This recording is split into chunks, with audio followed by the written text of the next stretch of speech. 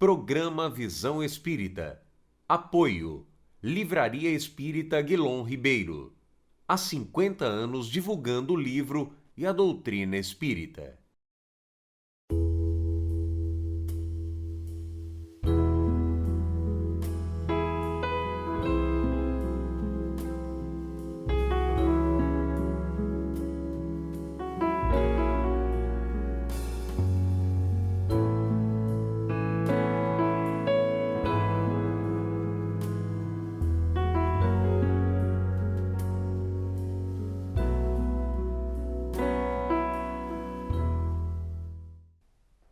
O programa Visão Espírita pede licença para entrar no seu lar e levar-lhe uma mensagem de fé, de otimismo e de esperança. O programa Visão Espírita recebe hoje o companheiro da divulgação persistente, determinada, encorajada e corajosa do Espiritismo, Edgar Tão. Seja bem-vindo, Edgar. Muito obrigado, André. Edgar, nós vamos conversar um pouco sobre o Livro dos Espíritos, sobre Allan Kardec, e vamos dar um foco todo especial na nossa troca de ideias hoje sobre o capítulo 6 do Evangelho, o Consolador Prometido. E lá no capítulo 6, fala-se do advento do Espírito Verdade, que nós vamos depois, você por favor cite. Mas o advento do Espírito Verdade, ela é colocada no Livro dos Espíritos em prolegômenos, né?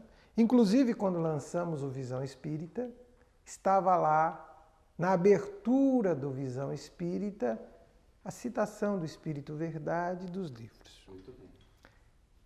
Quem é ou o que é esse Espírito Verdade que está no Livro dos Espíritos, participa do Livro dos Espíritos, está no Evangelho, está na Bíblia, especialmente no Novo Testamento?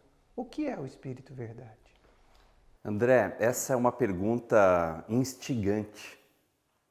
E eu diria que de uma sorte polêmica, porque nem todos ainda compreendem o Espírito de Verdade como um corpo coletivo de forças. O Espírito de Verdade é uma pleiade de espíritos consorciados ao Cristo, que, vinculados às diretrizes superiores do nosso Mestre querido, desenvolvem, sob a égide de Cristo, a plataforma de sustentação, de edificação do Espiritismo.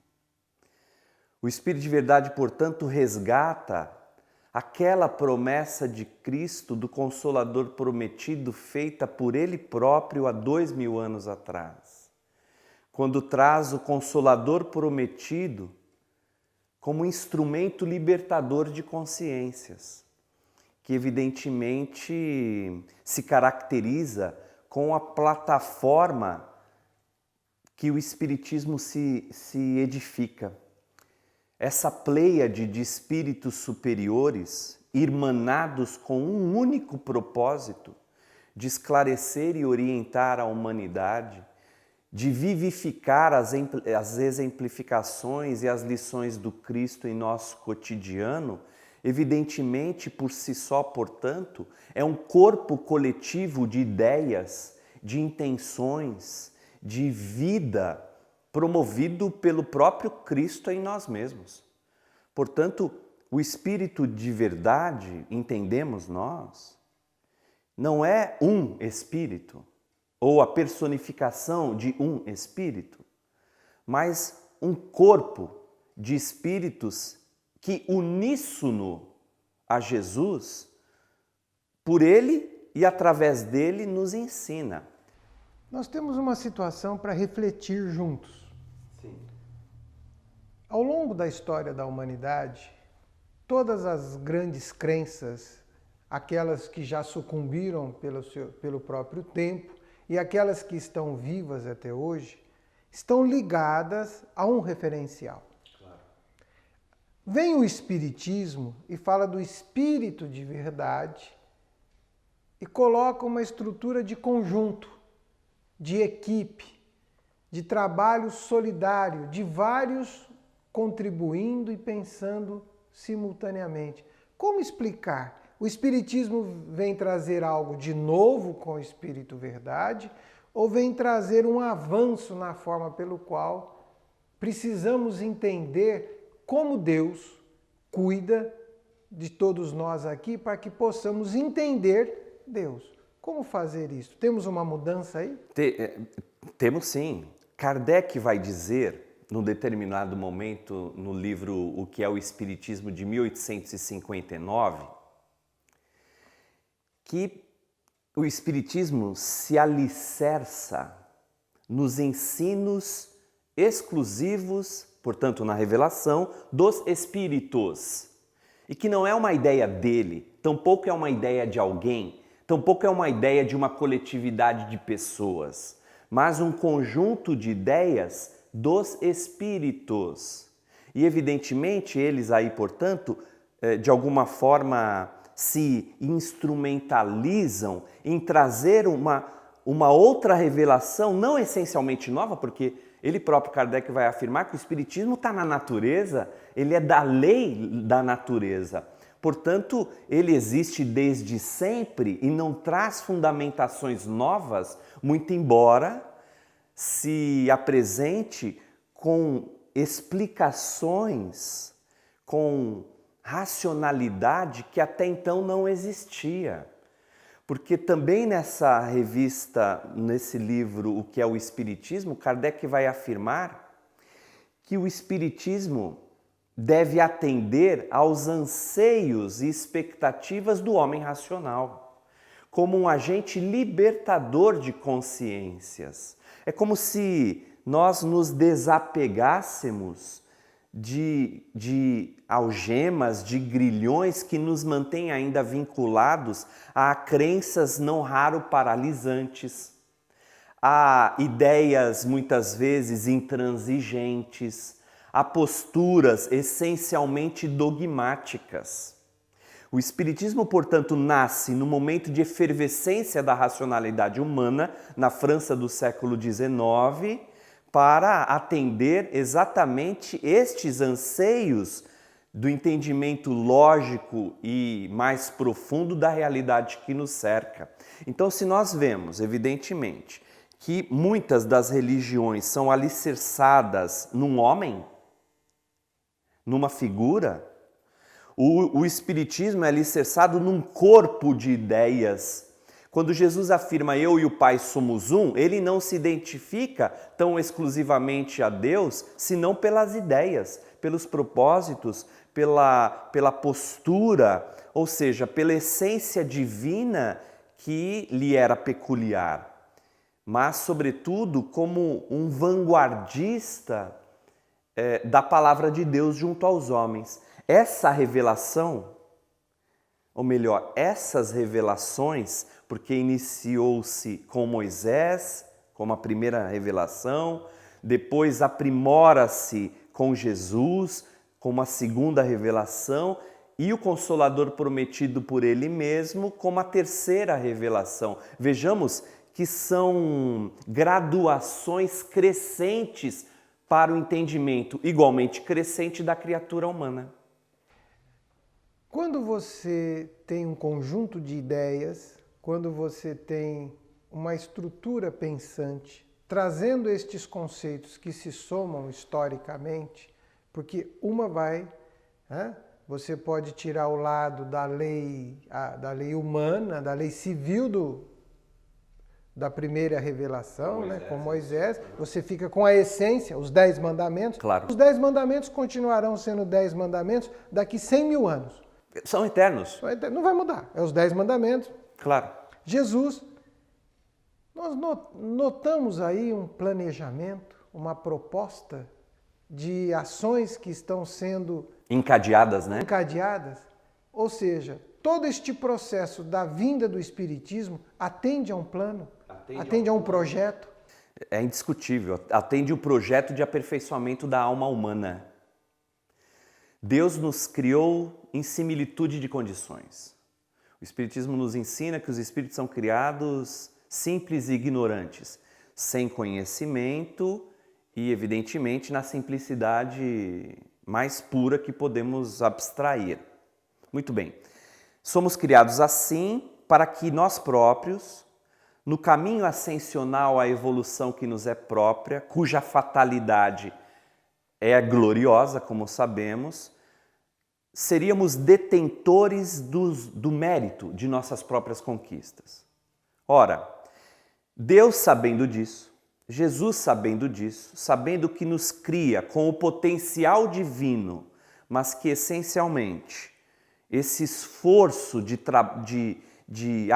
autoaprimoramento depende exclusivamente de cada um de nós, reconhece que o próprio crescimento espiritual é da nossa parte gradativo, gradual. Jesus asseverava, primeiro a erva, depois a espiga e por último o grão cheio na espiga. Nada evolui ou dá saltos evolutivos abruptamente, nós sabemos disso. Assim também se dá com a própria criatura humana. Ora, entendendo isso, as revelações são então oferecidas à humanidade, atendendo os apelos da própria humanidade, sem descaracterizar ou sem fugir desse planejamento divino. E esse planejamento divino vai sempre extraindo, ele vai deixando palavras de vida eterna. E João assevera em seu evangelho, referindo-se a Jesus, só tu, Senhor, tens as palavras de vida eterna. Agora vejamos, Jesus promete-nos um novo Consolador. Quando isso foi feito? Quando ele esteve aqui conosco, há 2000 anos atrás. O novo Consolador, o outro Consolador, que sabemos por revelação espiritual que se trata da doutrina espírita e não a personificação de uma pessoa, como muitos ainda acreditam, foi então prometido por Jesus pessoalmente, ele mesmo há 2000 anos atrás. No mínimo, nós podemos considerar que já há 2000 anos atrás havia um planejamento crístico para que, no momento apropriado, este Consolador se achegasse junto de nós. Jesus afirmava lá em João, no capítulo 14, a partir do versículo 15, que o Consolador prometido, o mundo não poderia ainda recebê-lo, porque não se aperceberia dele, porque não o sentiria. Mas quanto a vós, diz Jesus, quem são essa plateia? Aqueles que lhe conhecem, aqueles que lhe comungam os preceitos, tanto que o Consolador é destinado inicialmente para ele. Se vós me amais, guardai meus mandamentos. Eu pedirei ao meu Pai e ele vos enviará um outro Consolador que o mundo não pode ainda receber porque não o vê e absolutamente não o conhece. Aí Jesus vai dizer, mas quanto a vós, conhecê-lo-eis.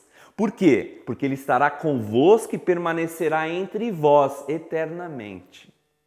O Consolador prometido, que eu pedirei a meu Pai, vos ensinará todas as coisas e vos fará relembrar de tudo aquilo que eu vos tenho dito.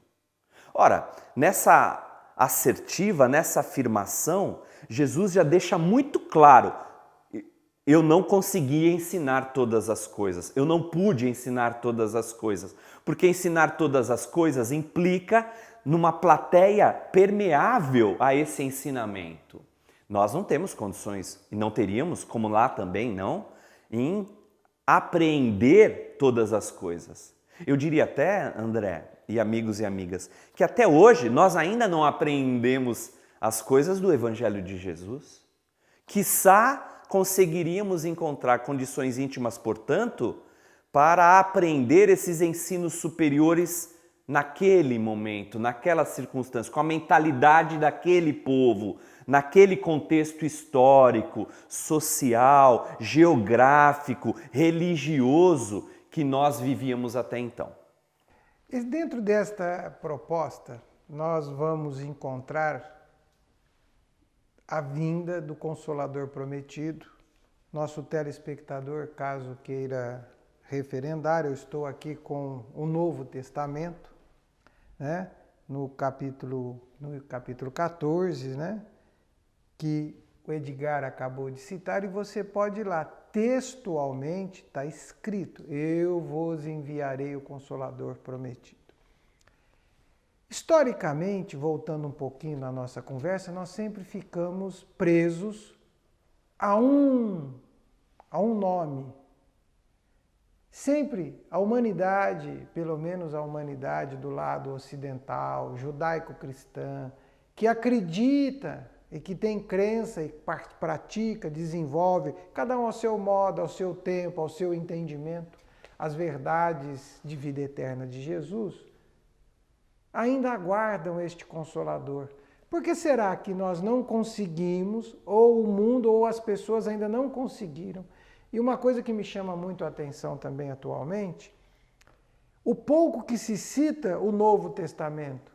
Muitos estudam a Bíblia presos ao Velho Testamento. Cada um tem a sua crença, tem o seu entendimento. Mas e o Novo Testamento, que a Bíblia existe em função do Novo Testamento, para nós cristãos. Agora, para o judaísmo, está no Velho Testamento. É uma outra separação que os próprios cristãos de hoje não a fazem. Por que será que nós temos dificuldade para linkar o Espírito Verdade e o Espiritismo a essa realidade de que o Consolador chegou? Talvez porque ainda há em nós um atavismo de crença personificando essa entidade. Até hoje, os judeus ainda esperam o Messias. Ora, o Messias que haveria de vir, e reconhecidamente o Novo Testamento fala da vinda dele para os cristãos, efetivamente, é claro, se vê ali personificado na figura do Cristo, é verdade. Nós ainda atavicamente, por força de crenças, depositamos os nossos anseios e expectativas na figura de um ente, na figura de uma criatura. Foi assim desde sempre. Abstrair, até hoje, Deus ainda é visto antropomorficamente, com atributos humanos elevados a uma potência, mas ainda atributos humanos. Ainda vemos na figura de Deus características humanas como vingança, como castigo, como punição, como paternalismo, como corporativismo. Ora, ignorando que Deus é um Deus de todos, que é um Deus imparcial, que é um Deus infinitamente soberano em todas as atribuições que lhe são próprias. Ora, se ainda temos esse conceito de personificação, de ideia física num ente, é natural que o Consolador, portanto, também assim se configurasse para nós outros. Qual é o sinédrio do Consolador prometido hoje? Aonde ele está? Eu creio que nós nos encontramos ainda mergulhados no sinédrio da ignorância. Do orgulho. Do orgulho, no sinédrio do egoísmo, naquele pátio onde ainda escolhemos as questões terrícolas àquelas do céu, onde ainda elegemos Barrabás como a personificação de alguém a ser liberto, ignorando a figura excelsa do Mestre. Então, o Novo Testamento, conforme as suas observações, se constrói como a proposta de aprimoramento moral da criatura. Só que como ainda estamos mergulhados, eu diria, de alguma forma, num reino sensorial, o Velho Testamento acaba muitas vezes sendo para nós essa ideia ainda de permuta e de facilidades para considerar a figura de um Deus ainda paternal, de um Deus ainda imparcial, ajuda uns em detrimento dos outros. Nos noticiários nós vemos continuamente pessoas elevando o pensamento em prece durante atos reprováveis, ignomiosos, criminosos elevando o pensamento a Deus a fim de terem a bênção no sucesso de determinado crime. Ou seja, há questões ainda muito infantis com a nossa relação com o divino, com o sagrado. Então, evidentemente, a característica punitiva e parcial é mais identificável com a nossa natureza ainda. Daí o nosso apreço pelo Velho Testamento. Nós queremos negociar com Deus. Mas as promessas estão aí cotidianamente, não é? Queremos negociar. É um mercantilismo religioso que não raro nós estabelecemos. Deus, se o Senhor fizer isso para mim, eu faço isso para o Senhor. Como se as nossas comezinhas, contribuições ou pseudo-sacrifícios fossem para Deus de alguma importância. Voltando à questão do Consolador prometido, nós vamos no capítulo 6 do Evangelho, né, que está lá o Cristo Consolador. Nós temos um item que é o jugo leve, e depois nós temos o Consolador prometido, como você bem citou, capítulo 14, versículos 15, 16, 17 e 26, que vão falar sobre esta presença que o Espiritismo é e se coloca como este Consolador prometido, porque ele reaviva todas as verdades do Evangelho. Sim. E nós vamos encontrar oportunidades significativas de refletir sobre isso. Mas nos chama a atenção que temos várias mensagens do Espírito de verdade colocada neste capítulo, que o nosso telespectador é convidado a ler. É só você entrar no site da Federação Espírita Brasileira, no próprio site da nossa USE Municipal, no site da nossa Sociedade Espírita Allan Kardec. Você vai acessar o Evangelho, vai acessar o Livro dos Espíritos e vai poder baixá-los gratuitamente, a qualquer momento, em PDF. Então a informação está disponível. Esta é uma das nossas propostas.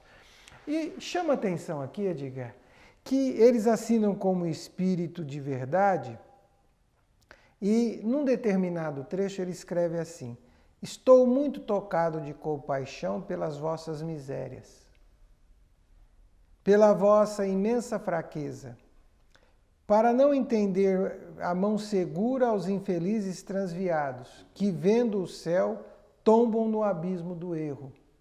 Crede, amai, meditai as coisas que vos são reveladas. Não mistureis o joio ao bom trigo, as utopias às verdades. E aí ele segue dentro deste texto. Sim. O Cristo veio naquele momento também como um papel de consolador, claro. E ele atendia a uma população sofrida, claro. Esquecida, abandonada, mas que guardava dentro de si toda uma instrumentalização materialista de querer alçar conquistas que transcendiam as próprias conquistas do Espírito. Claro. O Espiritismo vem falar de conquistas. Sem dúvida. O Consolador vem falar de consolar.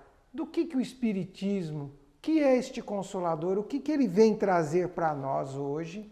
De que misérias ele fala? De que sofrimentos? Na promessa crística, encontrada e anotada pelo evangelista João, Jesus vai dizer: eu pedirei a meu Pai um outro Consolador. Ele foi de fato um Consolador. Ele veio para consolar as dores, o sofrimento, as misérias, a falta de perseverança, de esperança de um povo sofrido. Como até hoje, nós também assim não raro nos apresentamos. Esse novo Consolador se uniria aos seus ensinos e seus exemplos incomparáveis e imorredouros de vida para atender ao anseio, à inquietação, à angústia racional do homem moderno, que realmente surge a partir desse século XIX francês, como falávamos, com a ciência positivista, com o iluminismo, com novas luzes que a ciência procuraria trazer, e o espiritismo, lembrando, Kardec vai defini-lo como uma ciência de observação e uma filosofia com propostas e consequências morais. Ora, as misérias humanas, apesar das nossas conquistas tecnológicas e científicas jamais imagináveis no campo da história, continuam as mesmas.